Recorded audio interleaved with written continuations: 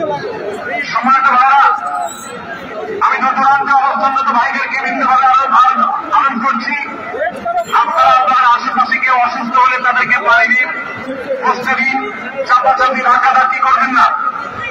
আপনাদেরকে বিন্দুভাবে শান্ত হতে অনুরোধ করছি। আমরা এখনই মঞ্চে আমাদেরকে ডেকে এনে অনুষ্ঠানের সমাপ্তির দিকে যাব।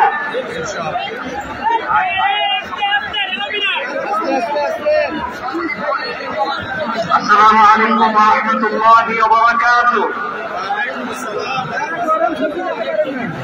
আমাকে আজকের এই জনসমস্যাকে শান্ত করার জন্য বলা হয়েছে। আমি জানি না আপনারা কি শান্ত হলে তা অশান্ত হয়ে যাবেন।